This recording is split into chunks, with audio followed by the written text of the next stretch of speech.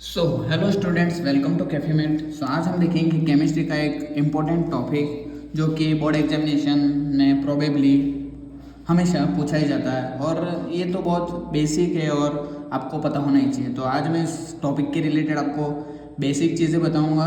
कोई इतना rules formula वगैरह नहीं बताने वाला हूँ, बस आपको मैं थोड़ा आइडिया दूंगा बेसिक क्या होता है इसका वो। तो आज का जो हमारा टॉपिक है वो है IUPAC। तो IUPAC की फुल फॉर्म क्या है मुझे कमेंट करके ज़रूर बताना अगर आपको पता हो तो आज हम कवर करेंगे IUPAC नेमिंग।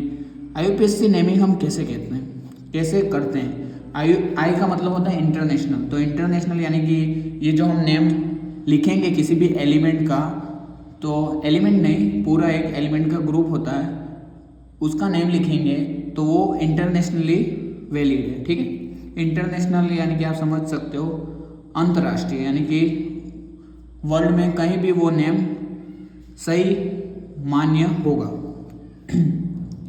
तो IUPAC नेमिंग में सबसे पहले मैं बेसिक चीज़ बताता हूँ। तो बेसिक चीज़ क्या है इसमें, बेसिक IUPAC में सबसे पहले आपको नंबर ऑफ कार्बन्स, क्योंकि कार्बन एलिमेंट सब में आता है, तो नंबर ऑफ कार्बन्स को कैसे डोनेट करते हैं, कैसे प्रेजेंट करते हैं, रिप्रेजेंट करते हैं, वो आपको पहले पता होना चाहिए।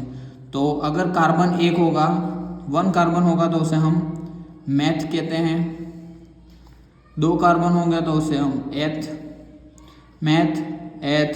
3 कार्बन प्रॉप, प्रॉप। 4 कार्बन होंगे तो ब्यूट। 5 कार्बन होंगे तो पेंट। 6 कार्बन होंगे तो हेक्स। 7 कार्बन होंगे तो हेप्ट। 8 कार्बन होंगे तो ऑक्ट। 9 कार्बन होंगे तो ऑक्ट नॉन, और 10 कार्बन होंगे तो डेक।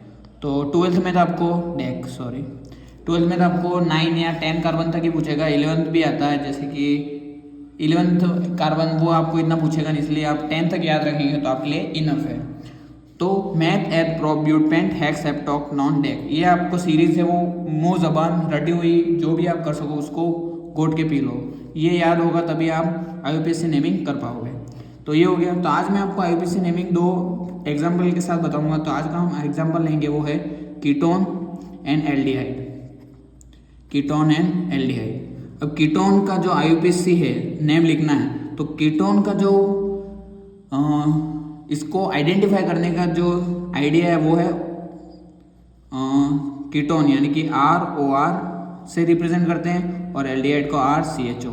तो ये CHO आएगा और ये R है वो तो पूरा एक एलिमेंट चेन हो सकती है, और ये OR जो आएगा उससे हम कीटोन को आइडेंटिफाई करेंगे, और OCHO आएगा उससे हम आइडेंटिफाई करेंगे एल्डिहाइड। अगर ROR कीटोन आया तो हम उसको कैसे एज अ IUPAC नेम लिखेंगे, तो वहाँ पर हम ऑन यूज़ करेंगे, और एल्डिहाइड में हम यूज़ करेंगे अल। कैसे, एग्जाम्पल बताता हूँ मैं। जैसे कि आप ले लो CH3OCH3। तो यहाँ पर अब देखो ये किसको रिप्रेजेंट कर रहा है, यहाँ पर इसको R मान सकते हैं, ये O हो गया, इसको भी हम R मान सकते हैं, तो ये ROR बन रहा है। और यहाँ पर कितने कार्बन है, नंबरिंग आप कहाँ से भी कर सकते हैं, जहाँ पर लॉन्गेस्ट चेन बनती है वहाँ से नंबरिंग करते हैं। तो 1 2 3, तो 3 कार्बन है, तो 3 कार्बन को हम क्या कहते हैं आपको पता होना चाहिए, प्रॉप कहते हैं। और ये क्या है, कीटोन है, ROR बन रहा है। तो सबसे पहले आपको क्या लिखना है, 1 2 3, या तो डायरेक्ट आप 3 कार्बन है तो प्रॉप, और यहाँ पर 1 है तो प्रोपेन, आप इसको ऐसे लिख सकते हैं। जैसे कि अब एल्डिहाइड का ले लूँ मैं एग्जांपल, तो CH3 CH2 CHO ऐसा आ गया। अब नंबरिंग तो आप, ये तो सिंपल चेन है तो 1 2 3 ऐसा कर सकते हैं। तो 3 कार्बन की चेन को हम क्या कहते हैं, प्रॉप। और यहाँ पर टोटल CHO कहाँ पर है, यहाँ पर ऐसे नहीं लिखना आपको, ये प्रॉप, और हाँ सही है। और यहाँ पर तीसरे नंबर पे क्या एल्डिहाइड है, तो प्रॉप 3 अल या प्रोपेल, ऐसा भी आप लिख सकते हैं। तो तो ये हो जाएगा IUPAC नेम का। ऐसे हम IUPAC लिखते हैं। बस आपको मैंने बेसिक बताया। पहले तो ये जो कार्बन होते हैं, कार्बन को क्या कहते हैं वो, और कीटोन में सिर्फ आपको ये आइडेंटिफाई करने आना चाहिए कि ऑन यानी कि ROR चेन बन रही है तो कीटोन आ रहा है तो ऑन का यूज़ करेंगे, और RCHO की चेन बन रही है तो अल आएगा। तो हमें अल का यूज़ करना है जब क्या आएगा CHO। जैसे कि मैं आपको एक एग्जांपल से एक्सप्लेन करता हूँ। Let me explain with simple example. Wait कहाँ गया हमारा एग्जांपल। हाँ, जैसे कि देख लो नोमेनक्लेचर मीथेन, ये तो एमाइंस में आ गए हम। IUPAC नेमिंग,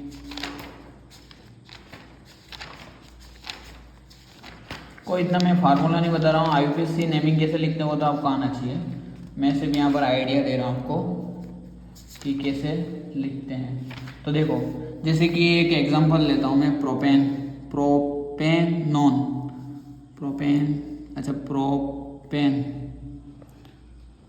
इन ओ। एक चीज़ मैं आपको मेंशन करना भूल गया, तो नंबर ऑफ बीच में जो ये बॉन्ड होता है वो ये सिंगल बॉन्ड है तो हम अन यूज़ करते हैं, डबल बॉन्ड है तो इन, और 3 ट्रिपल बॉन्ड है तो आइन। आइन क्या होता है, ट्रिपल बॉन्ड आइन का यूज़ करते हैं, वो आप समझ लेना। यहाँ पर जो बॉन्डिंग का भी है वो भी इशू होता है। तो यहाँ पर सिंगल बॉन्ड है तो हम प्रोप लिखते हैं, और सिंगल बॉन्ड है तो एन, प्रोपेन नॉन, और कीटोन है तो प्रोपेनॉन। ये नेम गलत होगा, ROR को हम लिखते हैं प्रोपेनॉन लिखेंगे, ठीक है। तो देखो for example CH3, C double bond O CH3, ठीक है। अब इसका IUPAC नेम लिखना हमें, तो सबसे पहले तो नंबर ऑफ कार्बन कितने, 3, तो 1 2 3 हमने नंबरिंग कर ली। तो 3 कार्बन को हम क्या करते हैं, प्रोप, तो प्रोप लिख दिया। सारे कार्बन सिंगल बॉन्ड से अटैच है, सिंगल बॉन्ड कार्बन, ठीक है, कार्बन से अटैच है, वो सिंगल बॉन्ड है, तो यहाँ पर हो जाएगा प्रोप N, और यहाँ पर ROR का ग्रुप आ रहा है, ROR का, तो ROR का ग्रुप होता है तो प्रोपेन ऑन, ठीक है। अब 1 2 पे आ रहा है तो आप 2 आगे ले सकते हो, या फिर प्रोप N2 ऑन, यूँ भी आप IUPAC नेम लिख सकते हो, क्योंकि दूसरे नंबर पर क्या आ रहा है हमारा, कीटोन का आइडेंटिफिकेशन स्ट्रक्चर आ रहा है, यानी कि ROR आ रहा है। तो ऐसे ही एल्डिहाइड का कैसे होगा, जैसे कि CH2 C double bond O CH2 C double bond OH, ये हो गया हमारा एल्डिहाइड का एग्जांपल। कैसे, 1 2 3 4 5, तो नंबर ऑफ कार्बन 5 है। यहाँ CHO ग्रुप दिख रहा है आपको, तो आप CHO, जैसे कि ये CHO ग्रुप आपको ऐसे ही नहीं मिलेगा, C डबल बॉन्ड OH, ये भी एक CHO ग्रुप है, लेकिन CHO को हम ऐसे ब्रेक डाउन करके ऐसे चेन ऐसे लिख सकते हैं, ठीक है। तो ये CHO ग्रुप यहाँ पर प्रेजेंट है, तो यहाँ पर अल का यूज़ होगा क्योंकि ये एल्डिहाइड है। तो 1 2 3 4 5 कार्बन को हम क्या कहते हैं, पेंट। तो यहाँ पर पेंट की जगह, और ये डबल बॉन्ड O है तो डबल बॉन्ड O को हम ऑक्सो कहते हैं। तो 3 पे क्या है, 3 oxo pent, number of carbon pent, और सिंगल बॉन्ड से अटैच है तो पेंटेन, और ये CHO ग्रुप है तो पेंटेनल, तो ये हो जाएगा 3 ऑक्सो पेंटेनल। बस इतना सिंपल सा करना है। यहाँ पर आप ऐसे भी कर सकते हो, 3 ऑक्सो पेंट एन, और यहाँ पर 5th नंबर पर 5th अल, क्योंकि 5वें नंबर पर हमें एल्डिहाइड ग्रुप मिल रहा है। तो आई होप आपको समझ में आ गया होगा। अगर कोई भी डाउट या कोई इशू है तो मुझे ज़रूर बताना, मैं आपको इसको डिटेल में थोड़ा एक्सप्लेन करूँगा अच्छे से। ये तो मैंने सिर्फ बेसिक ऐसे आइडिया देने के लिए आपको ये स्ट्रक्चर बनाया है, ठीक है। आई होप आपको अच्छा लगा। थैंक यू फॉर वॉचिंग, मिलते हैं नेक्स्ट वीडियो में, तब तक के लिए बाय बाय।